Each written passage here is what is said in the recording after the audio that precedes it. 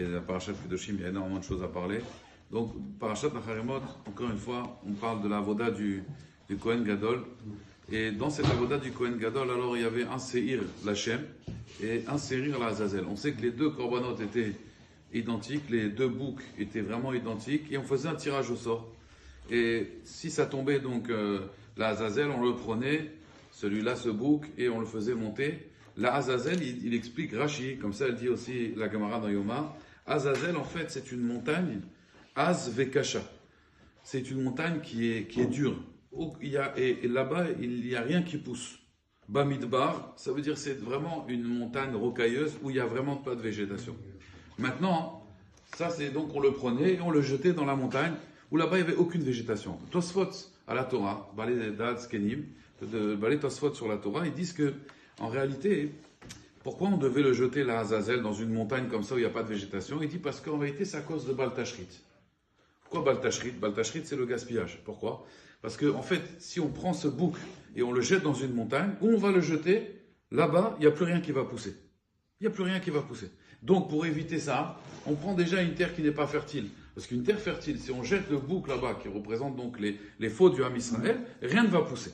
Comme ça, il explique Tosfot. De là, on apprend quelque chose de terrible. La première chose, c'est que les avérotes d'une personne, elles sont tellement graves que là, vous voyez, le bouc, il représente les avérotes du Ham Israël. Si je le jette quelque part, il n'y a plus rien qui pousse. On voit de là qu'une avéra, ça ne peut pas être bénéfique, ça ne peut pas produire d'une avéra. J'ai un ami à Paris, je vous assure une histoire vraie. C'est pas quelqu'un qui est médamienne, c'est pas quelqu'un qui a beaucoup d'imagination. Quelqu'un à Mehmet Amiti, il m'a dit que l'année dernière, pendant le confinement, à Rosh Hashanah, il est resté chez lui, je crois qu'il était malade, il a fait le tashdir. Tashdir, il m'a dit, lui il a un grand aquarium, il a plein de poissons. Et il m'a dit, j'ai fait le tashdir devant l'aquarium. Vous savez ce que c'est tashdir? Tashdir, il a dit, Bémet, de Rosh Hashanah, 30 jours j'ai compté. Chaque jour, il y a un poisson qui mourait. À la fin, ils sont tous morts. Il a dit, il avait à peu près 30 poissons, ils sont tous morts. Incroyable. Et j'ai fait le tashdir, j'ai jeté mes avérotes dans l'aquarium. Bémet, Badou, comme vous savez, ils sont tous morts. Si quelqu'un il a un aquarium, chez lui, il en a marre. Il attend tashdir à Rosh Hashanah, il fait tashdir devant l'aquarium. Pourquoi? Parce que la Avera, Rabotai, la Avera, c'est quelque chose qui ne peut pas être bénéfique. La Avera, ça représente la mort, la Avor. On a expliqué Shefa, Pesha. La Avera, c'est la Avir. C'est faire passer ce Shefa en Pesha. C'est déformer le Shefa. D'accord. Ça, c'est ce qu'il dit Balé Tosfot à la Torah. Il y a des Acharonim qui posent la question. Ils disent pourtant, on voit bien, la Gemara dans Tumura, elle dit comme ça. Quelqu'un qui a volé du blé. Il a volé CH el Chitim. Et il le plante. On voit que ça pousse. Quelqu'un, le Haléno, il a été avec une échétiche, il a eu une relation interdite. On voit qu'il a un enfant. La Gemara dit normalement, il ne devrait pas avoir d'enfant. Il ne devrait pas avoir d'enfant. Le blé, il ne devrait pas pousser, c'est du blé volé. Il a volé, et il a fait pousser ce blé, d'accord, et ça pousse. Quelqu'un, il fait une avéra avec une femme, le Haléno, c'est sourde elle avec elle, et pourtant elle a des enfants. Alors, normalement, ça ne devrait pas pousser. Alors, la Gemara là-bas, elle dit oui, parce qu'Akadosh Baruch Hu, il veut donner le libre arbitre à une personne. Il veut donner libre arbitre à une personne. Si, à chaque fois, quelqu'un fait une avéra, ça marche pas, il vole, ça marche pas, il va arrêter de voler. Il va comprendre de lui-même que c'est pas il va pas comprendre que c'est pas bien de voler, mais il va comprendre que ça sert à rien de voler. Ça sert à rien d'avoir une relation interdite. Voilà, il n'y a pas d'enfant qui naît de ça.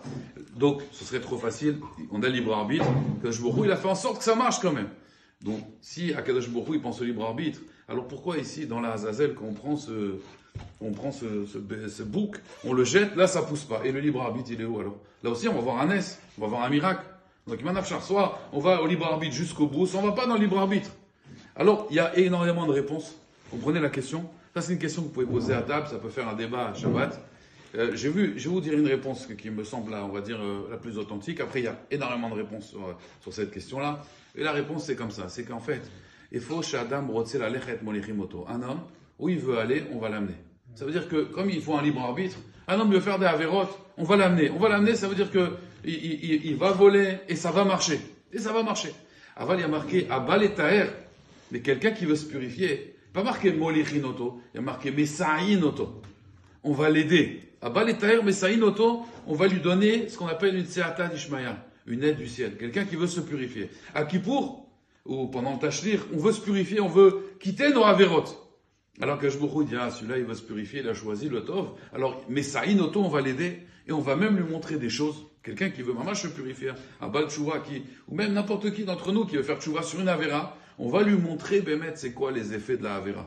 On va lui montrer qu'en réalité, parce que tout ça c'est qu'un dimion, c'est une illusion. Sola Mazé, c'est une illusion. Ne crois pas que quelqu'un qui a volé, il a réussi. Et même si tu vois qu'il a réussi, bah voilà, en bourse, il est très coté, il est très haut, sache qu'en réalité c'est un échec, c'est un poison. Seulement, comme Akadosh Baruch Hu, il veut laisser libre arbitre, alors ça va pousser, il va avoir un enfant. Mais sache, Tedalecha, qu'en réalité, il y a un venin dans tout ce qu'il a. Dans tout ce qu'il a, c'est empoisonné. Et ça, on montre à une personne, seulement s'il veut se purifier. On est à Kippour, on veut se purifier. Akadosh Baruch Hu, il dit, bon, Abaletaer, mais Sa'inoto, c'est pas Molichinoto, mais Sa'inoto, on va l'aider. C'est pas on va le diriger, on va l'aider et on va lui montrer. Quelqu'un qui va être zoché de faire tchouva, Akadosh Baruch Hu, il va lui envoyer une Seishmaya, une aide, qui va voir des choses que normalement il n'aurait pas dû voir par rapport à son libre arbitre. Et puisque lui, il a voulu se purifier, Akadosh Baruch Hu, il va lui montrer certaines choses. Chez Mezakeno, Esaya, Otanu, Bezrat Hashem.